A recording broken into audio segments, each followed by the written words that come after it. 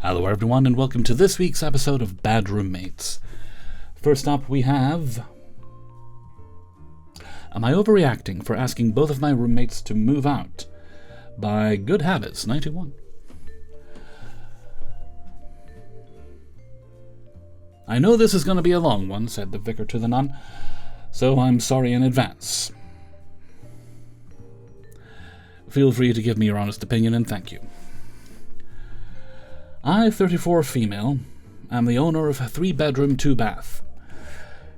2 years ago, I decided to get a roommate who was at the time 36 and male, and after completing background check, I decided to allow him to move in. For reference, I'll be using the name Steve for him. Steve was a decent roommate, and I started to get used to having a male friend around. He was never messy, and was respectful.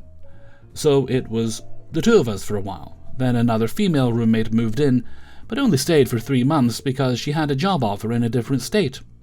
Congratulations to her. So it was the two of us once again. He kept to himself most of the time, and I did so as well. We got along well because we had similar cultural backgrounds and from time to time enjoyed great conversations. Even though we did not agree about everything, and I started to pick up on some red pill ideology from him.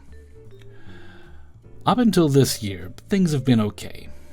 But 6 months ago, Steve came to me and mentioned that he had a female co-worker named Gladys looking for a room to rent, and if I would be willing to rent her and her small dog. Little dog too. After meeting her, she appeared to be nice and agreed to the house rules, such as paying on time, no smoking inside the house, and just cleaning up after yourself. The only thing she asked me to modify was the payment. Instead of 1 monthly payment, she wanted to know if I would accept weekly payments. I took some time to think it over and agreed, and she mentioned that I could create a weekly receipt tracking, which I thought was a good idea that would keep us on track with no confusion, and at the end of each week, after I receive the payment, I will make her sign. Then she moved in. Things seemed good for a while until the first incident happened. I came home from work to the smell of dog pee on my living room rug, and I cleaned it up and opened the window. I understand. Mistakes happen. Then I texted her and let her know about it, and instead of taking accountability and apologizing, she made it seem like I was accusing her dog. Well, it wasn't Steve.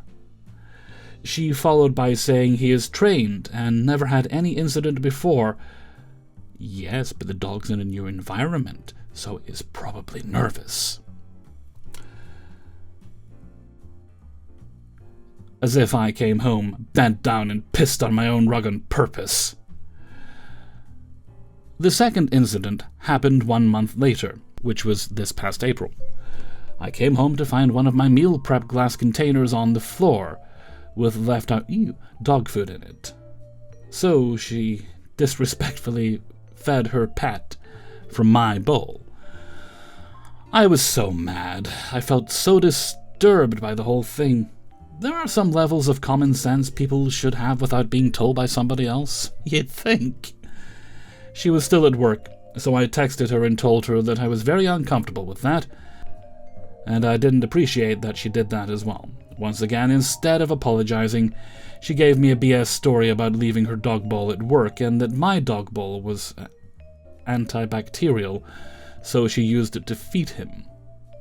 Audacity level 1000. And no apology. 0 stories. Stories blah blah blah. Audacity level 1000. No apology. 0 sorries. Only that she would not do it again. I could not believe the audacity of this woman, after reading while I was staring at her own plastic plate on the counter. So, the Caribbean woman in me took one of her own and transferred the dog food in it, washed my bowl and put it away. A few days later, I told Steve about it and he was also unhappy. He said that he would speak to her. This past Sunday, she placed the money on the kitchen counter and left before she could sign, so I had to leave for work myself, because I work overnight, so I didn't see her until Tuesday because it was my day off. So on Tuesday, after she was off from work, Steve and Gladys were sitting outside on the patio, and I brought the document to her so she could sign it. This woman literally snapped at me and used a loud, aggressive tone. "I don't see why I need to keep signing. I'm going to pay you the same amount consistently every week, and I don't need to keep signing." Well, maybe you shouldn't be living here. Once again, the view of audacity was astonishing on her. It took a lot, but I remained calm and told her that I felt safer to continue to do it for my sake and hers. Yeah, it's always dodgy if someone doesn't want a paper trail, especially if it's not costing them anything. And for some reason, she wasn't getting that. She signed, then I left, and once again I was left feeling disrespected and processed how condescending that was. I then texted Steve so he could meet me outside so we could talk privately. He himself referred to her as being aggressive and agreed that it wasn't okay that she did that to me. I even mentioned to him that it was her idea in the first place. Anyway, if she went to rent a room in an apartment, they would make her do the same thing. The following day, which was Wednesday, after some careful thought, I decided I would tell him to tell her that I'm giving her 30 days to vacate my home, because this is the last time I will be disrespected in my home. Right on. Out of nowhere, Steve started giving a sad story about her past, and telling that she wasn't raised properly. Well, it's not your job to raise her, and that I should consider giving her another chance, and that he would talk to her. No. But I did not change my mind. I knew I wanted her to leave. I mean, if it would work with a second chance, why couldn't she do it the first time, right? Later in the evening, he came knocking on my door and asked if we could all speak. He said that she had been crying. I agreed to hear what they had to say. During the discussion, he talks the most and she remains quiet, but she looked like she was faking her tears. But something told me to keep observing how this was going to play out. I explained exactly how I felt and asked her how she felt. Then she finally opened her mouth and said, "It wasn't my intention. I didn't even realize that I yelled, and I don't have anywhere to go, and I don't have any money saved up to move out." Again, no apology came out of her mouth. While she turned her head to the side, I murmured to him that she wasn't sorry. In my opinion, she's only sorry that she got caught and forced to take accountability. Then he looked at her and said, "Gladys, are you sorry about what happened?" As if he was coaching her on what to say. Oh, for heaven's sake, Steve. There was no remorse, and I kid you not, she looked at him and then paused for about 6 seconds. The way she looked at Steve felt cold and bothered, and then she looked at me and said, "I'm sorry. I didn't mean to talk to you like that." I looked at both and said I would think about it. Steve was still trying hard to convince me to change my mind. Out of nowhere he crossed a line and said he was trying to be the mediator because he is a man. And men are more logical, and that I was being emotional. Even though I'm right, I was punishing her, and not overreacting over this. I told him no, I wasn't, and that sometimes things just don't work out. Steve and I went outside again, and brought up her origin story as if she were the only woman in the world with a traumatized past. I responded by saying I myself had a dysfunctional family environment, but that doesn't give me the right to go around and treat people the way I felt like. I told him that it was not a punishment, but he could not shield her from the consequences, and she would keep doing it. Then I walked out. After explaining the whole thing to my mother and sister, they both urged me to kick them both out. Honestly, good call, I think, on their part. I hope you do. Let's see how it goes. I already knew she was going to go no matter what. Now he has been added to the list because he has also crossed... Yeah, that's some disrespectful bullshit. And, you know, finally showing you who he really is. You'd seen hints of it before, you mentioned. But, you know, it's kind of mask off now. So yesterday I went to get a notarized vacancy for both. And once I get off work this afternoon, they will have my final decision. If you made it this far, I know this was long. Thank you for listening. And I welcome everyone's opinions, just keep it classy. I will definitely keep you updated as this shit continues to develop. Well, this was only a few days ago at time of recording, so I hope it all works out for the best for you. And you finally have your peace back. And if you do choose to take a roommate in again, that they are someone respectful. Though I don't imagine you'd want to if you don't have to after this. Alright, story number 2. I have a life-threatening autoimmune condition, and a roommate who is malicious. I need to make changes and I'm not sure how to go about it. This is from Bad Roommates and is by the Real Dildo Expert. Recently I was diagnosed with an illness where it impedes critical parts of my life. With the illness I'm not allowed to use the common toaster, cooking utensils, etc. It's complicated. Newly diagnosed, and I have not told my roommate about it because he's incredibly defiant and often feels like the world is out to get him, especially those he is close with. I have a roommate who often feels spiteful about the world and has historically taken it out on dishes already. The dishes didn't do nothing. Specifically stealing dishes and cookware, according to the other roommate. He witnessed it firsthand and they got in a verbal argument. For some reason, whenever the spiteful roommate has a bad day, he'll take one small thing, something as simple as a spoon. After we found this out, we got a storage unit and me and the other roommate took all of our important belongings out of the home. It's currently pretty bare. Fast forward to today. So now I have this condition where I can't be using the common toaster. And I'll need to get my own toaster so no one can use it. Ah, okay. Right. Full disclosure, I thought common toaster was just an average toaster. You mean as in a common area. Yep. It's warm, brain's a little slow. There we go. Same goes for my plates and cookware and utensils. Alongside peanut butter, no other food items people repeatedly dip into. If I tell my roommate that his food will contaminate my dishes, not only will it give him a tool to be spiteful, but it puts me in a serious vulnerable position. My body could legitimately be in crisis if he ends up using my designated dishes and not telling me. Right now I've resorted to using disposable dishes and forks to avoid this conversation, as I don't think it'll be possible to have it with him. The other roommate has decided for certain that no matter what he'll never use my dishes. With the spiteful roommate, we are unable to kick him out due to the retaliation he's bragged about before with his other roommates. We only found this out after he had been living with us for a few months. He has shown and bragged about stealing a wedding ring, tools, car parts, dishes. Try and get him recorded while saying that. The list goes on. His last roommate situation involved him putting a gun to his head and almost committing. Ah well, so close. Then the roommate before that, the cops got involved. Again, we only found this out after he moved in with us and this was all self-disclosed. I mean, you could get him evicted, but you might want to have a police escort there since he has a proven history of violence and attempted harm to himself and others. To be clear, the only reason I'm stating this is to be clear how delusional this guy is, and how the dishes situation could seriously harm me in a multitude of ways. It's too risky to even give him the opportunity to do the right thing, but I need to be able to cook and use the kitchen safely. Also, we have tried to reason with him when he's delusional. It's not every day, only happens for a month or so, and then he's normal again, untreated. And he becomes incredibly aggressive and braggadocious about how everyone who goes to therapy should die, and that a therapist refused to see him because he was apparently too dangerous. Talk about edgelord. Sure, the common answer will be to kick him out,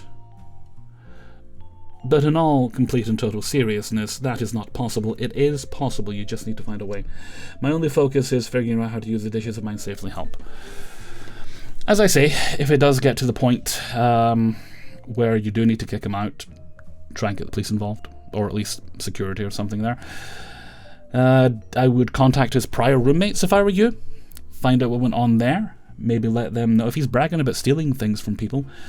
If possible, when he is bragging about stealing people's crap, record it, document it, as I mentioned. Right now your only solution is basically just to keep all your stuff to yourself so that only you have access to it. You can get like a footlocker or something. It's not an ideal solution. People on Reddit have made similar suggestions there. that will do just now, but yeah, the long-term solution there is that he needs to go. What might work is if when the lease is up, you and your good roommate both get another place together, see if you can move elsewhere in the building. But yeah, I would definitely look very thoroughly into the... people, again, in the comments on Reddit are advising you similar things. Look into it, look into the process, look into what's entailed. If you can't have a police officer do it, you might be able to hire someone to act as security during that time, get in contact with the building manager, all that sort of thing, or just have several of your large friends there when it's time for him to move out. He's likely using the fact that he knows you are afraid of him to his advantage. That's what these creatures do. And hey, if he puts a gun to his head, how's that your problem? Alright, story number 3 is anonymous. I just moved in and started renting a room in a shared house. The landlord lives here. He's elderly and typically just rents out the master bedroom, which I am currently renting. He is also renting the spare room he previously used for storage as an office to another tenant. When I first moved in, my room itself was very clean. I have my own bathroom. It's a large space and ample storage. It's most square feet I've had for private space, and I love the area, the house, etc. The landlord is very kind. Our pets get along well, and it's very peaceful here. My roommate, for whatever reason, does not pull his weight around the house and honestly makes me uncomfortable. At my last place, it was ingrained in me to do at least one chore around the house a day. Maintain shared spaces, as you found it, or better. And take one day out of the week to do a deep clean of the house to reset the space for everyone. I lived with up to 10 housemates at the time, so it was integral to keep things clean, and we did. Here the shared spaces initially were dusty. My landlord has a dog, so there was a lot of dog hair all around. This last week I've been sweeping and mopping the kitchen and dining room, as well as doing a deep clean of the kitchen. I honestly do not think my roommate does any sort of chore, besides clean up the plate he leaves in the sink after eating from it. The oven and stove was grimy. The countertops were kinda gross. The wall in the kitchen had oil and such spatter on them. There were plates in the cabinet that weren't even rinsed and had food on them. Luckily, there were no insects or rodents in the house itself. It's not like in total disrepair or dilapidated. The live-in landlord is elderly and moves very slowly, so I am sympathetic to him being disabled as an elderly person, and it being difficult for him to clean certain spaces himself. We worked out an agreement where if he buys all the cleaning supplies, I'm down to help with the cleaning. My rent is well below market rate, and it covers amenities like Wi-Fi, household supplies, etc., so I'm not too pressed about pitching in to help maintain the house itself. I swept the floors, mopped, cleaned the oven, stove, started to work on the kitchen walls, scrubbed the countertops, cleaned the windowsill, etc., etc. All it took was some soap, water, degreaser type of cleaning spray, a broom, a mop, a sponge, paper towels, and some elbow grease. Not impossible. However, I'm honestly just kind of baffled. The other roommate does nothing. I was rewashing all the dishes a couple of nights ago when I found the dishes in the cupboard that had food on them. It took maybe about 25 minutes, during which the water was running. My roommate just proceeds to talk to, more like at me. I let him know I have mild hearing loss and I can't hear him speak that well when the water is running. I'm not going to stop the water running to listen to him because I'm cleaning, and he started the conversation unprompted. He starts giving me unsolicited input about my educational choice. We're both full-time students. I want to transfer to a state university that is well reserved for its program in my discipline of choice because I want to eventually pursue a PhD in said field. I wasn't able to hear everything, but I could pick up in some parts of him telling me how expensive school is, how the program he's doing is better. Well, maybe he should shut the fuck up and go study then. Mind you, he's switched his major at least 4 or 5 times, doesn't have his BA yet, he's doing it online. No shade to the program he's doing. Funny enough, my boyfriend is going to apply to the same school, but I have my reasons for pursuing a degree at an R1 institution. It'll be subsidized, regardless, because I'm getting in-state tuition. I qualify for many scholarships due to my health, history, and being low income, etc. It'll be a clearer pathway for me to pursue my PhD, etc. Almost like you know your own business better than this douchebag, isn't it? Who'd have thunk it? At some point, as the water keeps running, and I'm continuing doing the chore, he just keeps talking and giving me more unsolicited advice, and I'm just, like, minding my business and cleaning. Full shade in the case, I'm not going to take advice about something I already weighed the pros and cons of from someone who doesn't even maintain a house, and is in their mid-30s, bouncing from major to major with no clear career path in mind. Oh, he's got the fear, because if he actually finishes something, he has to go then get a job. No, not a job. If I was in a similar spot to him, not sure what I want to do, sure, maybe I take it into consideration, but I'm already set on what I want to pursue and study. Whatever. Anyway, I told him, "Oh, my boyfriend is interested in that program. I'm sure he'd be down to pick your brain about it." Just make sure he puts the leftovers back, because it sounds like this fella needs as much as he can get. He also left his dirty dish on the kitchen counter, and I put it in the sink to let it soak in some water. He at least washed it in the morning. Potential. My boyfriend came over last night. It was really sweet. He got to check out my new place and see everything of mine moved in. He helped me with my laundry, we got dinner, and played a video game. My boyfriend is genuinely so sweet and kind and respectful. He came with me to tour the room, and the landlord met him. He and the landlord got along well. I appreciate him coming over then, because it put a face to the name, and the landlord was chill with him coming over a couple of times a week, as I'm a full-time student and otherwise in class or doing work. My boyfriend introduced himself and was like, "Hey, I'm Laszlo." Just a random name I picked. Tell me why my roommate just went, and went straight to his room. This morning, after I walked my boyfriend to his car, my roommate was in the kitchen, acting hella cold towards me and just sulking.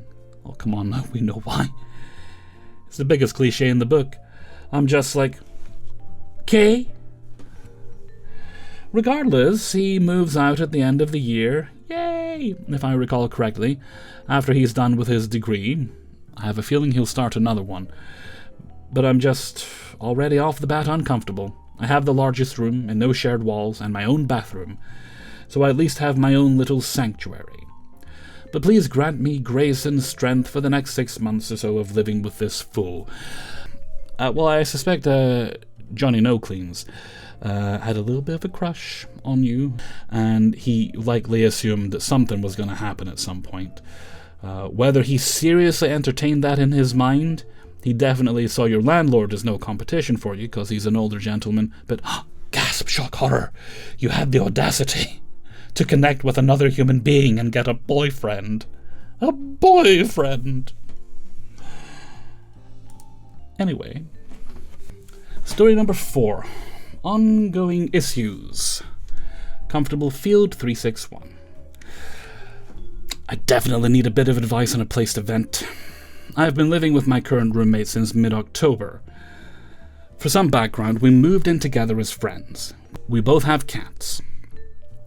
When we first moved in, we got along and chatted, but there was a disconnect in communication on household things that I thought would get better with time.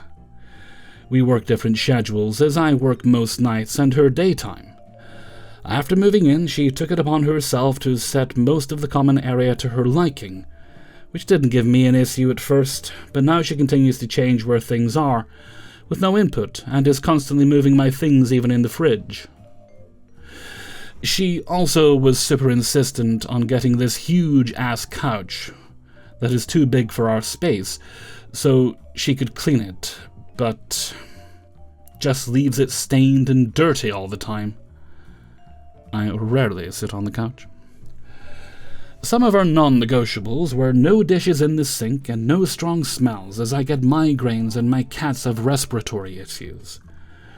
Early on, while living together, she would leave her cats out of her room when she would leave the house, while all the cats weren't acclimated to each other and would ignore my request for us to keep cats in their respective rooms while we weren't home, so it's easier for the cats to take turns being in the common spaces. It would have been easy to just move her cats in her room myself, but one of her cats is particularly spicy and difficult to handle. I like how we've chosen to call cats spicy when they're assholes. Now, fast forward, her cats are still not happy to be around mine, but she doesn't have a litter box or food or water for them in her room. She also requests her bedroom door be closed when my cats are out in the common spaces, so my cats never get free reign of the apartment, but hers do. One day, before I knew her cats didn't have a litter box in her room, I closed her bedroom door while they were sleeping on the bed to let my cats have time out of my bedroom.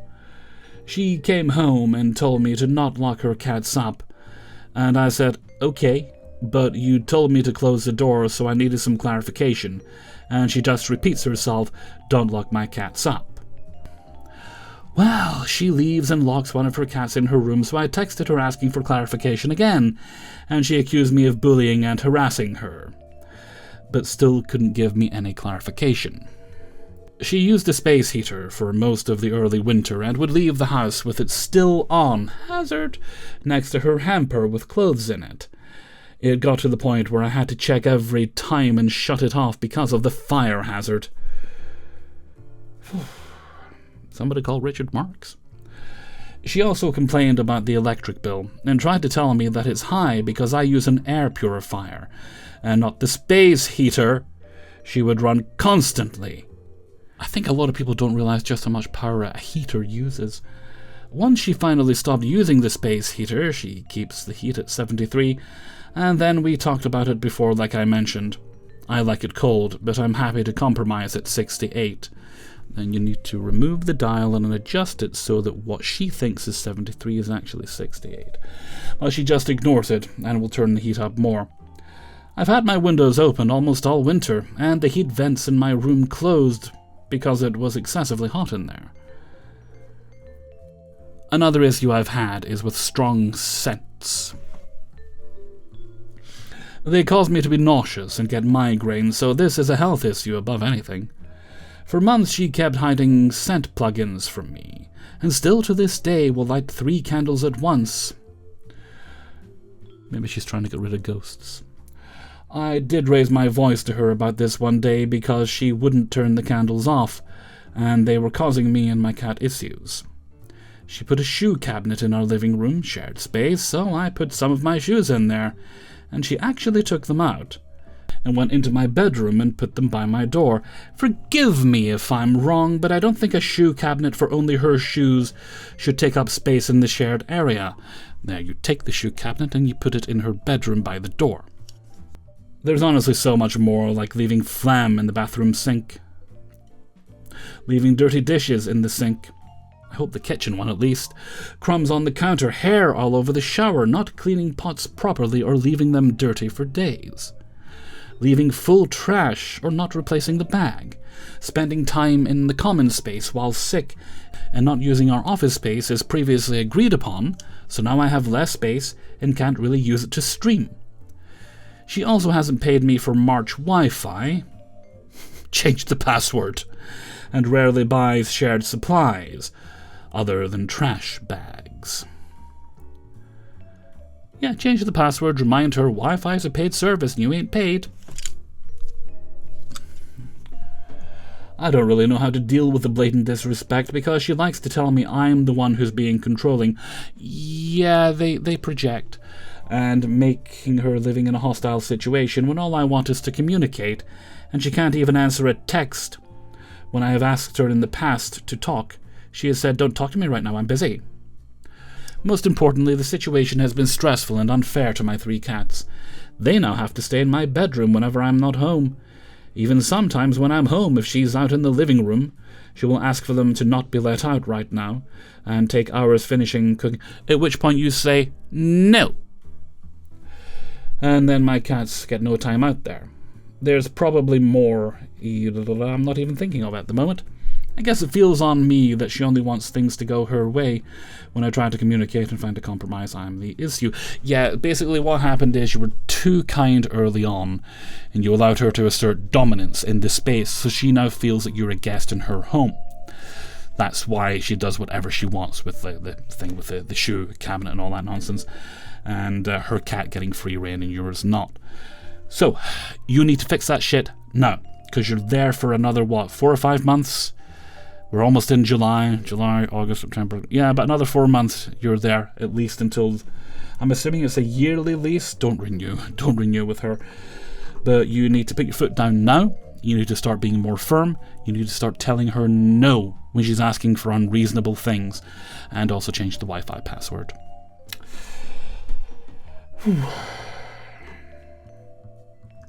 Right, in the comments you say lease isn't up until November. You did... Okay, so basically end of October, start November. So you're there until at least then.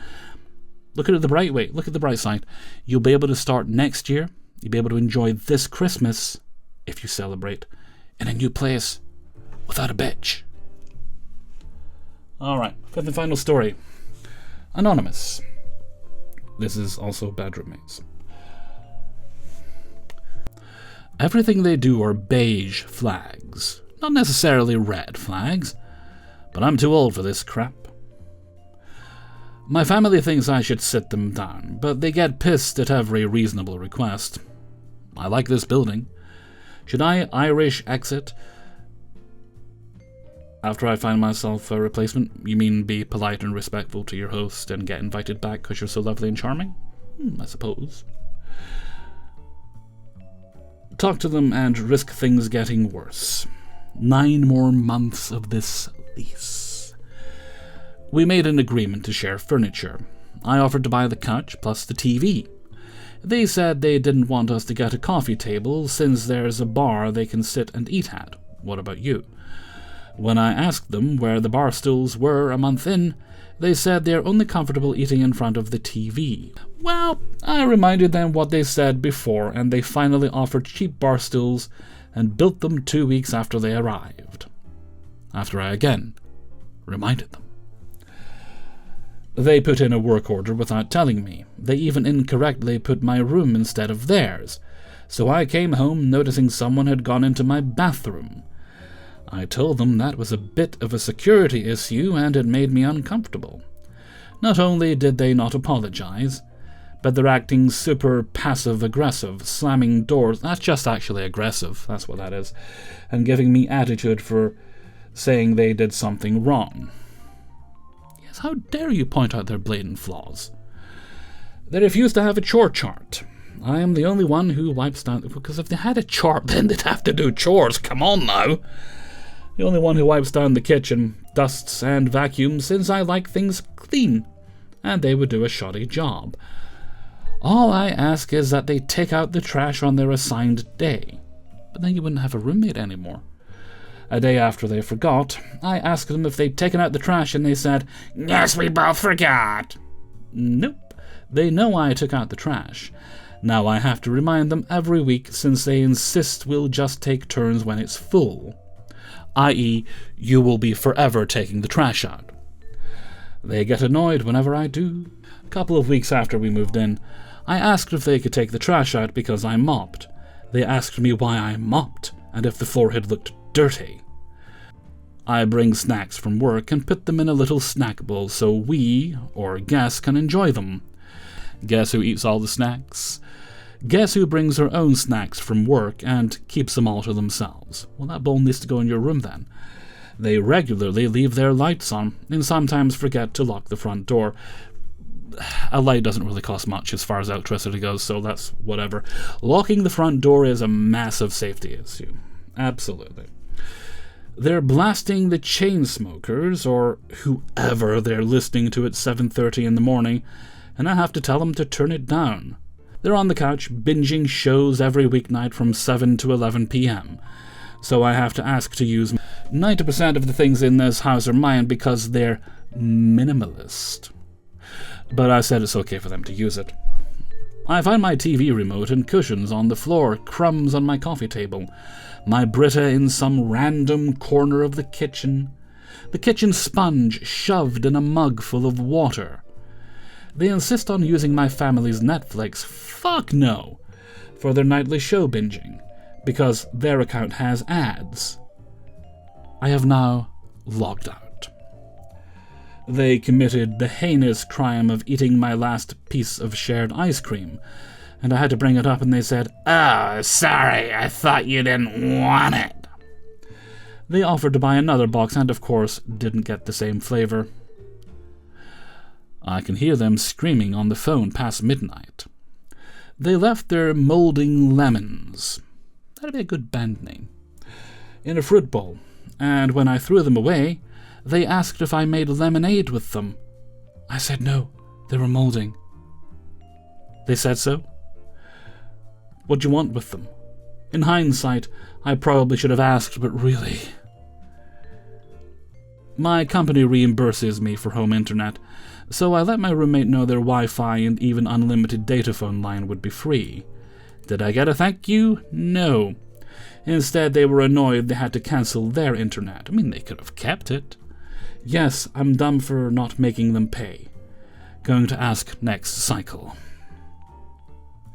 Yeah, just tell them that your company stopped paying for it, but, obviously they won't have. That reminds me, I'm meant to get free Netflix with ads with my internet service. No idea how to go about that. Don't even think I actually want it with ads, because, unless it's on YouTube, in which case you should watch every ad that plays on this video. Alright, that's the end of the video. Big thanks to everyone who allowed me to use their stories. If you'd like to support the channel, I need a haircut. I usually trim it once a month lately. It's growing quicker. But big thanks to everyone who allowed me to use their stories. If you'd like to support the channel, you can sign up for my Patreon page, which is linked in the description. $1 or more gets you early access to all the videos at once on Monday. There's also a link to my merchandise store if you want to get caps, hoodies, mugs, t-shirts over on Teespring, as well as my Discord server and my Threads account. And my email is kingofthecities@gmail.com if you need to contact me. That's everything for now, so until next time, thank you very much for watching and take very good care of yourselves. Bye bye.